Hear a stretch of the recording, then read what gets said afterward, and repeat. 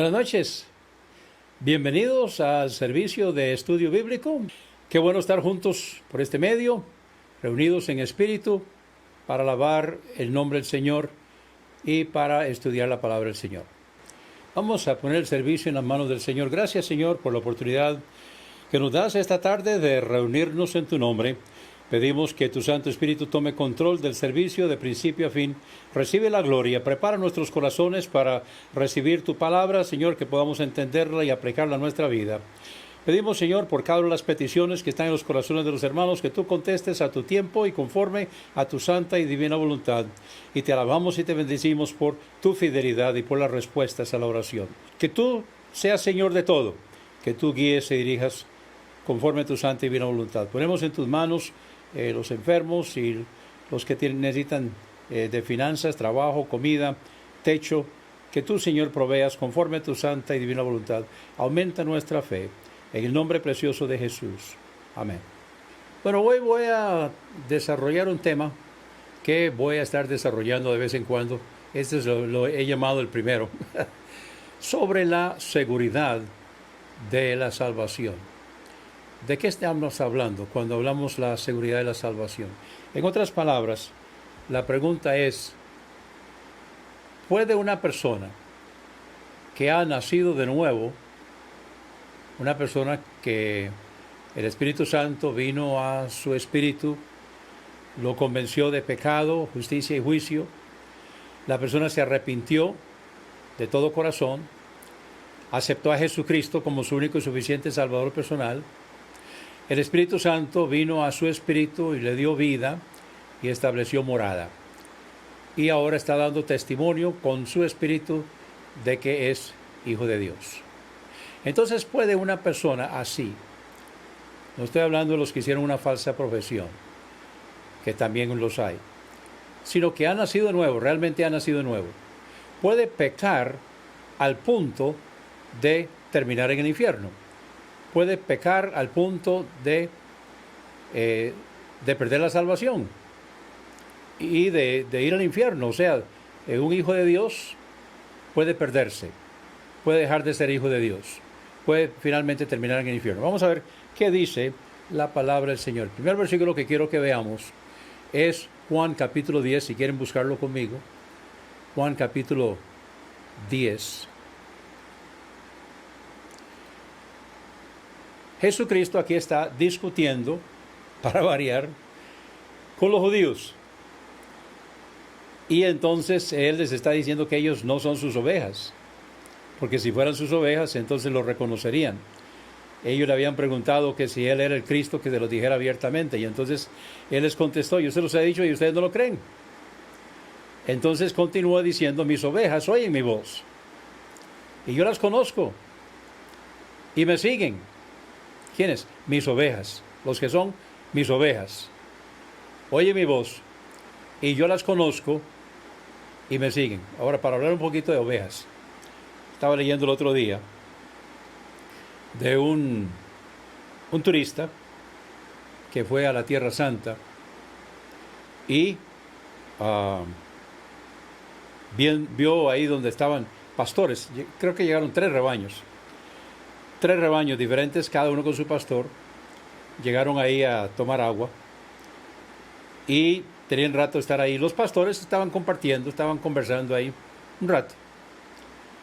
Y entonces el turista dijo, bueno, y ahora sí, ¿qué va a pasar con estos rebaños? Están todos mezclados, están todos ahí juntos. ¿Qué va a pasar con estos rebaños? Entonces uno de los pastores se despidió de sus amigos y entonces salió caminando y comenzó a hacer un sonido, a llamar. Y el turista entonces vio donde iban las ovejas que eran del rebaño de él, iban ahí saliendo del montón y fueron ahí enfilados.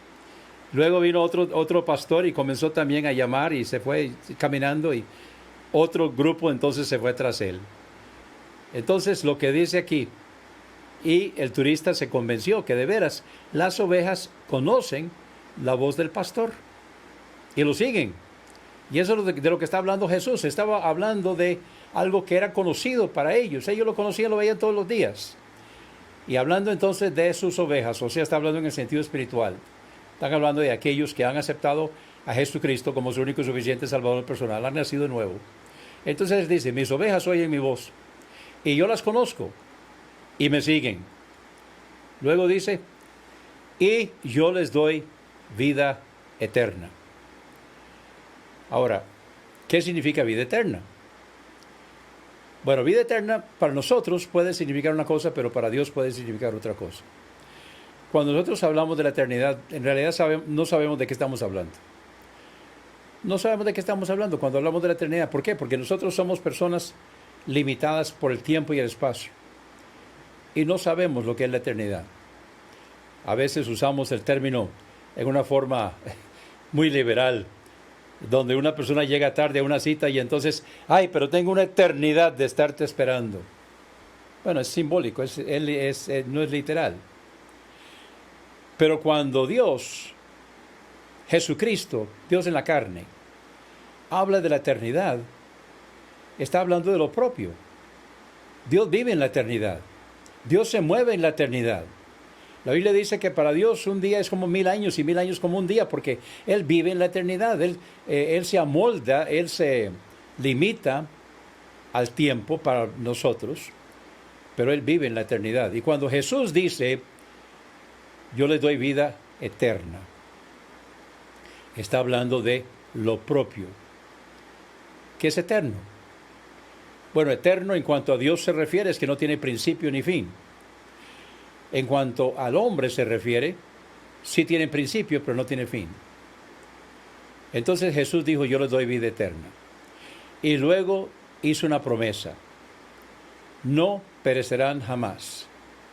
Ahora, este término en el griego, lo que significa es la negación más fuerte que hay en el idioma.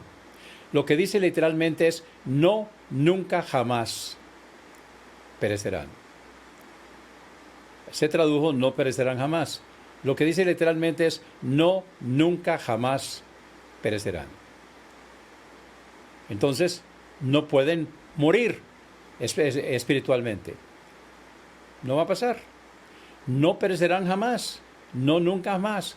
Luego dice, ni nadie las arrebatará la mano. Entonces quiere decir que nosotros estamos en la mano de Jesucristo. Y Él está diciendo, nadie las arrebatará de mi mano. Entonces, no perecerán jamás, ni nadie las arrebatará de mi mano. Nadie puede arrebatarlas de la mano de Jesucristo. Pero como si eso no fuera suficiente, entonces dice el versículo 29, mi Padre que me las dio es mayor que todos, y nadie las puede arrebatar de la mano de mi Padre. Entonces quiere decir que nosotros estamos en la mano del Hijo, no nunca jamás perecerán, y estamos en la mano del Padre, y nadie nos puede arrebatar de la mano del Hijo, y nadie nos puede arrebatar de la mano del Padre. Versículo 31, Jesucristo dijo, yo y el Padre, unos solos. Quiere decir entonces, que si alguien, el diablo o quien sea, puede arrebatarnos de la mano del Hijo y de la mano del Padre, cuando Él dijo, no, nunca, jamás perecerán, entonces quiere decir que ese ser es más fuerte que el Hijo y el Padre juntos, y en ese caso nosotros estaríamos adorando al Dios equivocado, porque el Dios a quien nosotros estamos adorando, Padre, Hijo y Espíritu Santo, no sería el supremo y el soberano, sino el otro que logró sacarnos de la mano del Hijo y de la mano del Padre. Entonces tenemos una doble garantía. Ustedes me han oído ilustrarlo vamos al almacén de Línea Blanca y compramos una refrigeradora. Por cierto, me tocó comprar una refri usada un día estos. Y hay una doble garantía. Esa no tenía garantía. Dijeron que tenía garantía, pero no tenía garantía y tuve que llamar entonces para que lo arreglaran. Pero gracias a Dios ya está trabajando bien. Pero una refrigeradora nueva. Entonces muchas veces en estos almacenes le dicen a uno, vea, si esta refrigeradora falla en los primeros, 30 días, 60 días, 90 días, entonces aquí el almacén se lo reponemos o lo arreglamos de parte del almacén. Aparte de eso, la fábrica, el fabricante, tiene otra garantía. Que si en cuestión de 6 meses, 9 meses, un año, lo que sea, falla, entonces ellos se lo van a reponer o se lo van a, o se lo van a reparar como ellos gusten. Entonces hay una doble garantía. Está la garantía del almacén y está la garantía del fabricante. Una doble garantía. Nosotros tenemos una doble garantía. Ahora, no dependemos ni del almacén ni de los fabricantes, porque ellos a veces fallan. Pero Dios no falla. O sea, esto es tan fuerte como Dios mismo. Entonces, el principio aquí es que nosotros tenemos una doble garantía. Quiere decir que si nosotros tenemos la promesa de que nunca jamás pereceremos, después de aceptar a Cristo de todo corazón, entonces, cualquier cosa que nosotros leamos en la Biblia que parezca indicar otra cosa, significa que tiene que significar otra cosa. No puede significar que perdemos la salvación al punto de ir al infierno. Vamos a ir a un pasaje. Quiero que vayamos a un pasaje que se usa mucho hoy. Es en Hebreos capítulo 10, comenzando con el versículo 26. Este es un pasaje que los que dicen que la salvación se puede perder, les encanta usarlo. Ese es uno de varios. Recuerdo que un predicador dijo por radio, hace muchos años, ya él está en la presencia del Señor. Él dijo que él tenía 150 versículos que prueban que la salvación se pierde, dijo este hermano. Entonces mi respuesta es, bueno, puede ser que él tenga 150 versículos que parecen indicar que la salvación se pierde. Pero si nosotros tenemos una promesa de que la salvación no se puede perder, porque depende del Padre y del Hijo juntos, entonces vamos a examinar los pasajes que dice este hermano y que dicen otros, que parece indicar que podemos terminar en el infierno después de aceptar a Cristo como Salvador personal. Entonces dice el versículo 26, porque si pecáremos voluntariamente, después de haber recibido el conocimiento de la verdad, ya no queda más sacrificio por los pecados. Entonces vamos a examinar qué dice este versículo, primeramente. Primero, si pecáremos voluntariamente. O sea, esto no es que caí en pecado, esto no es algo adrede, no es algo accidental, no es que cometí un desliz, sino que yo sé que no debo hacerlo y lo hago. Si pecáramos voluntariamente, después de haber recibido el conocimiento de la verdad, la palabra aquí conocimiento es epigenosko, pleno conocimiento de la verdad. O sea, aquí no está hablando de un nuevo creyente, aquí no está hablando de un creyente inmaduro, aquí está hablando de un creyente maduro, un creyente que ya es un creyente espiritual, ya discierne la diferencia, ya está viviendo por el Señor, ya está viendo resultados en su vida. Pero este creyente, hijo de Dios, salvado por la gracia del Señor, su nombre está inscrito en el libro de la vida, peca voluntariamente, después de haber recibido el conocimiento pleno de la verdad. Entonces ya no queda más sacrificio por los pecados. Ahora, en el pasaje anterior de Hebreos capítulo 10 viene hablando de el pago que Jesucristo hizo por nosotros en la cruz. Y está comparando la sangre de los animales en el Antiguo Testamento y la sangre de Jesucristo en el Nuevo Testamento. Y dice que la sangre de los machos cabríos no perdona, no quita pecado, sino que es algo simbólico, señalando hacia Jesucristo, que es la sangre de Él la que quita pecado. Entonces, ya habiéndose aplicado la sangre de Jesucristo, ya no queda más sacrificio por los pecados, sino una horrenda expectación de juicio. O sea, Dios no lo va a perdonar, Dios lo va a castigar. Una horrenda expectación de juicio. Luego dice, y de hervor de fuego, que ha de devorar a los adversarios. Entonces, a esto se agarran para decir que aquí está hablando del infierno. Hervor de fuego, que ha de devorar a los adversarios. No, hay otros pasajes que hablan también de la ira de Dios. no está hablando del infierno. No puede estar hablando del infierno porque tenemos una promesa, muchas promesas de hecho, que dicen que la salvación no se puede perder. Entonces, ¿qué es lo que está significando? ¿De qué está hablando entonces? Si no está hablando de que una persona, después de aceptar a Cristo como Salvador personal y crecido espiritualmente, ser un creyente maduro, peca voluntariamente, entonces, ¿qué le va a pasar? Puede esperar juicio y hervor de fuego que ha de devorar a los adversarios. ¿Quiénes son los adversarios? Los que se oponen a la verdad. Sigamos leyendo, versículo 28. Y aquí entonces ilustra, porque él ha venido a través de todo el libro de Hebreos, ha venido comparando la ley con la gracia. Gracia sobre gracia. Entonces ahora habla de la ley, los 10 mandamientos. El que viola la ley de Moisés, los 10 mandamientos, el decálogo, por el testimonio de 2 o de 3 testigos, muere irremisiblemente, moría apedreado. Entonces, si quebrantaba uno de los 10 mandamientos en una forma pública, sin que se supiera, entonces, con el testimonio de 2 o de 3 testigos, lo iban a sacar a la plaza pública y todo el mundo lo iba a apedrear. Él iba a tener que morir porque había violado uno de los 10 mandamientos.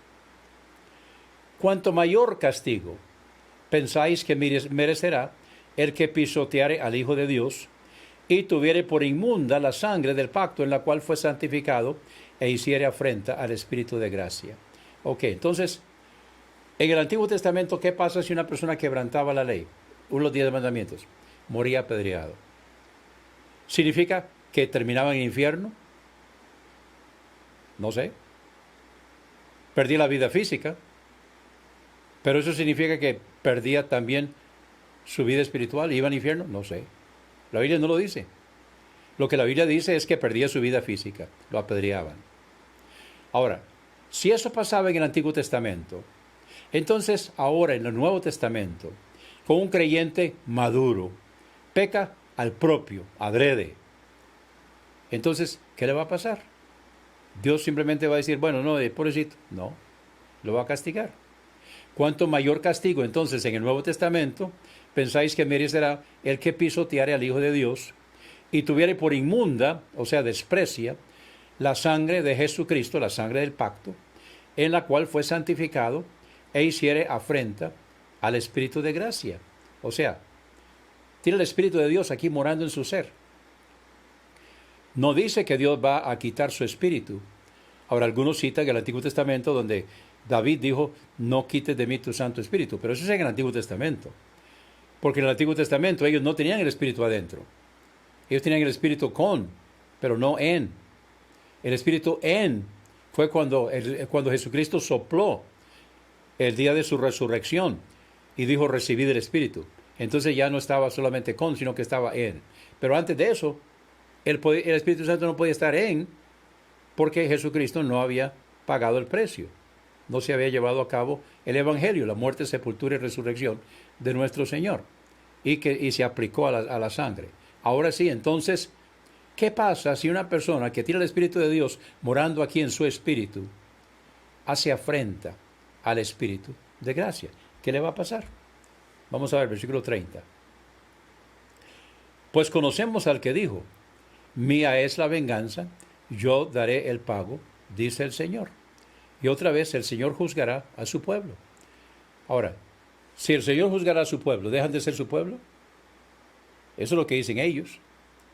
Ellos dicen que va a dejar de ser su pueblo, va a dejar de ser su hijo. El Espíritu Santo que mora aquí adentro se va. Ya deja de ser hijo de Dios porque ya perdió la posición. Ya perdió el hecho de ser hijo de Dios. Ya el Espíritu Santo se va, se fue, y porque pecó. ¿Eso es lo que dice la Biblia? Vamos a ver.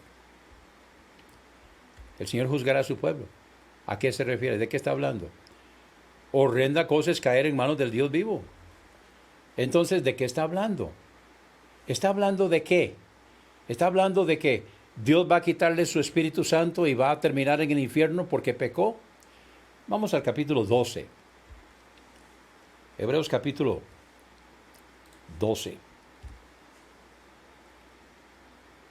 Vamos a ver aquí algunos versículos.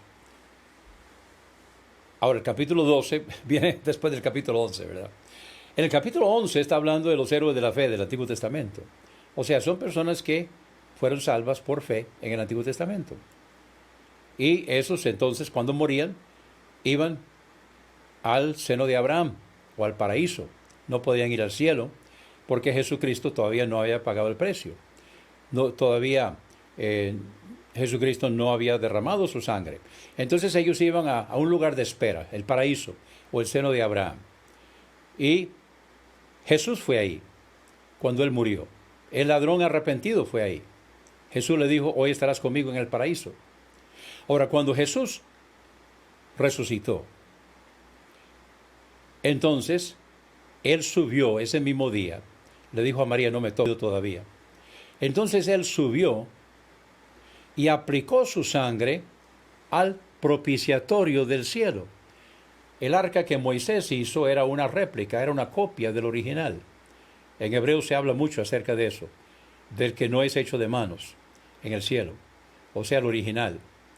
Y en esa arca, entonces Dios, Jesucristo, puso su sangre, aplicó su sangre ese mismo día. Luego volvió a bajar.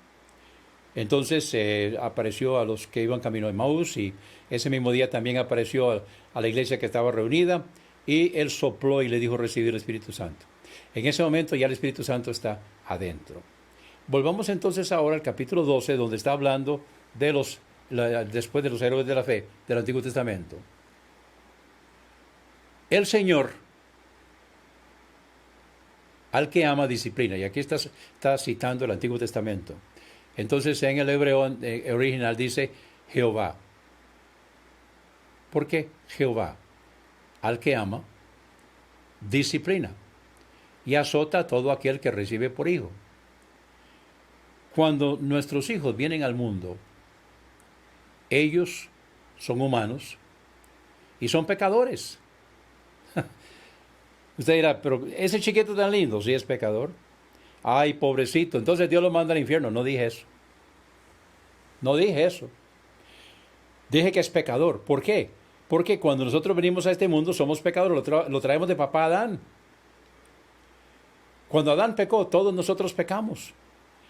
Dice la Biblia, porque el pecado entró por un hombre, y por él pasaron a todos los hombres por cuanto todos pecaron. Entonces, es pecador. Es rebelde por naturaleza. Y si nosotros lo amamos, entonces vamos a formarlo, porque el Señor está formando a sus hijos. El Señor al que ama, disciplina y azota a todo el que recibe por hijo. O sea, cuando nosotros nos arrepentimos y aceptamos a Jesucristo como nuestro único y suficiente Salvador personal, entonces nos constituimos en hijo de Dios. O sea, Dios nos da su apellido. Como dijo alguien, no solamente nos perdona nuestros pecados, sino que nos invita a sentarnos a su mesa y nos da su apellido. Somos hijos de Dios. Eso es en cuanto a posición se refiere.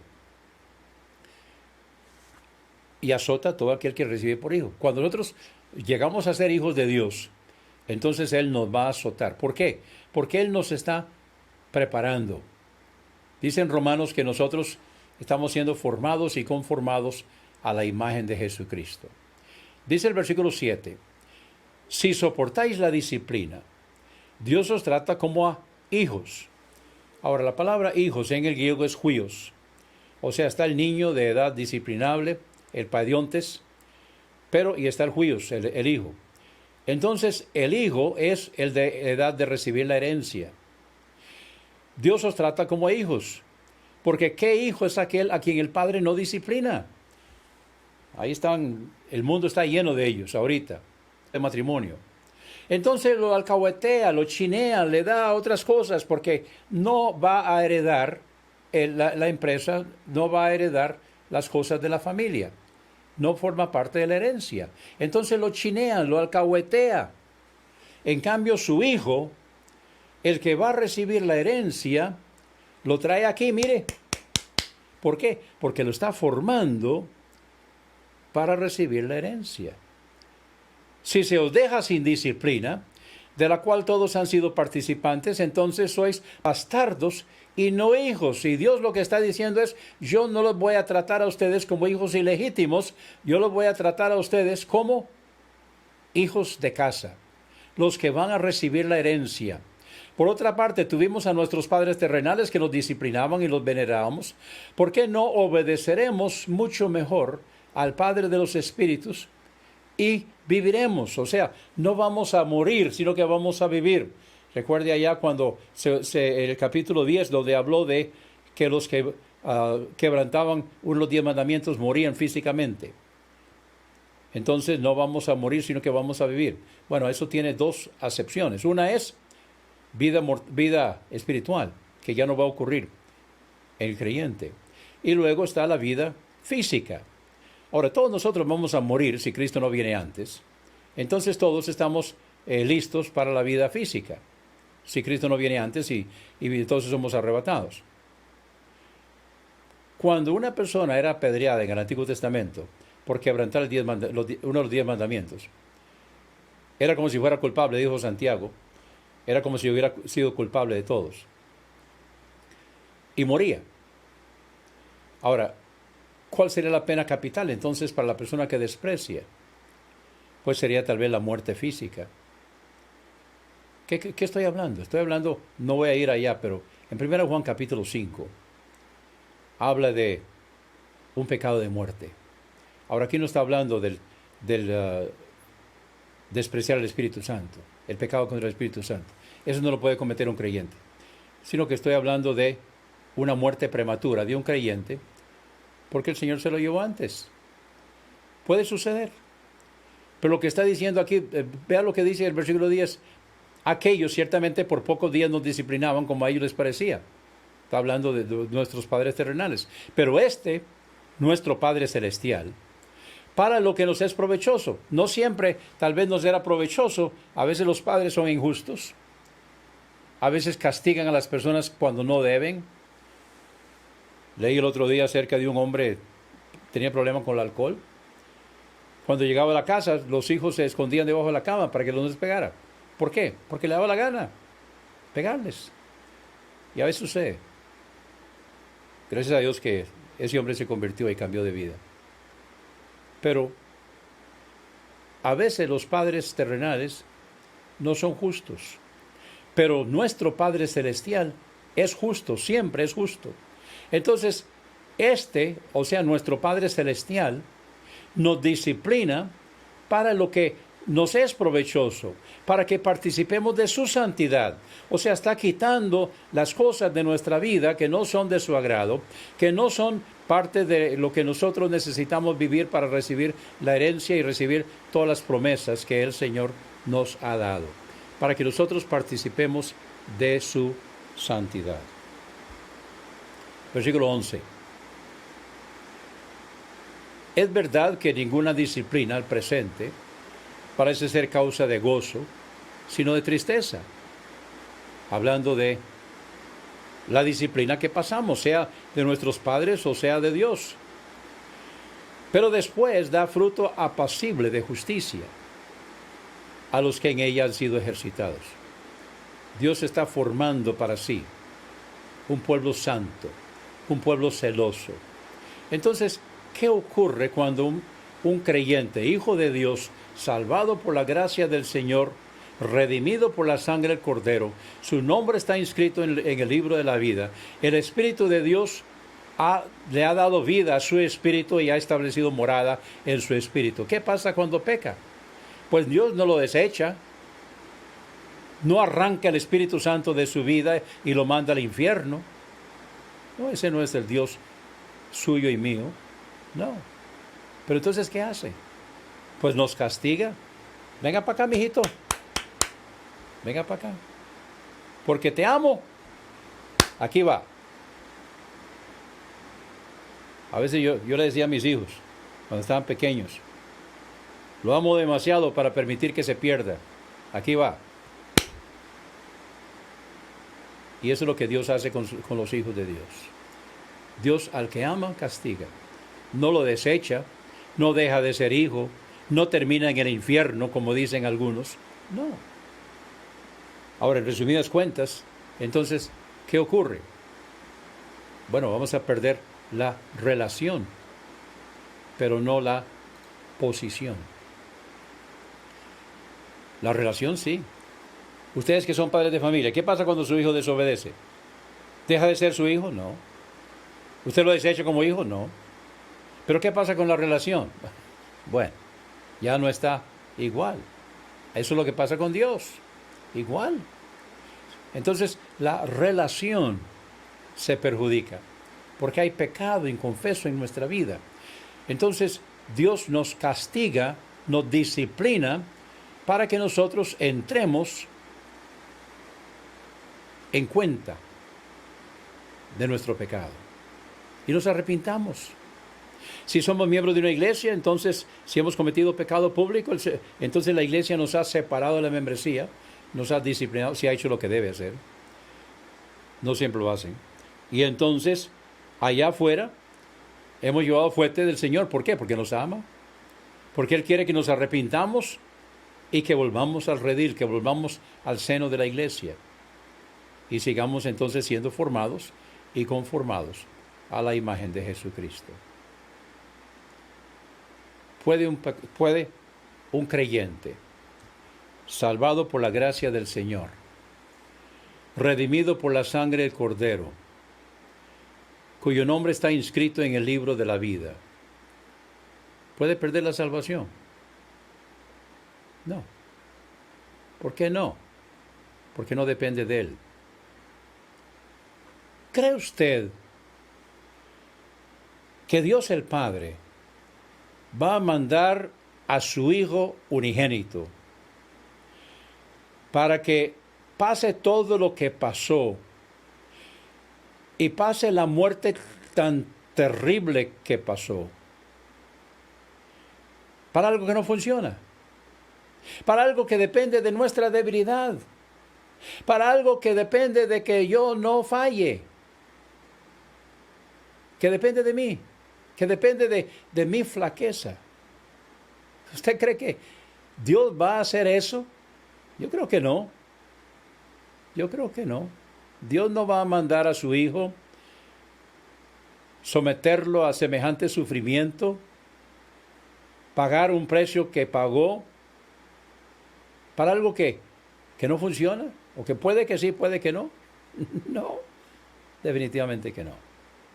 Entonces, gracias a Dios que no.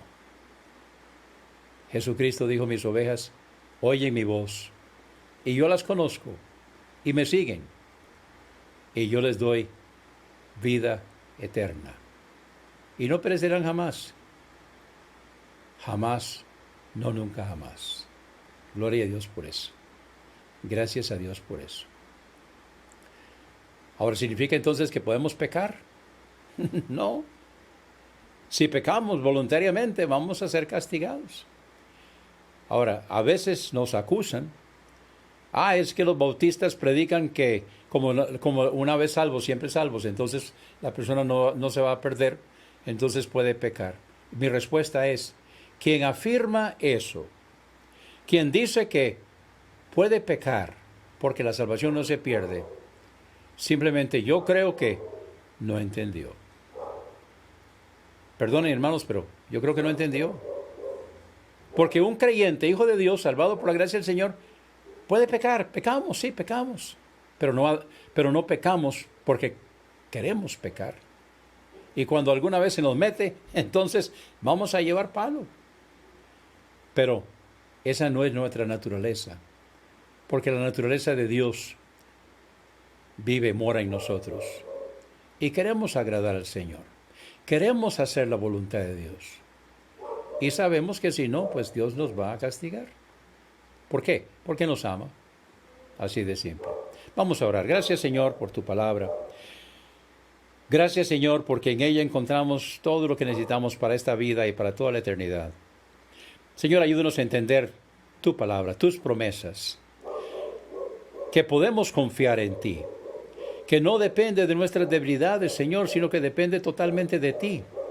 Y que podamos estar seguros en ti. y que cuando hemos aceptado tu salvación, tu perdón, tu justificación, somos hijos de Dios. Y eso nos da una posición y una relación y una herencia. Gracias, Señor, en el nombre precioso de Jesús. Amén.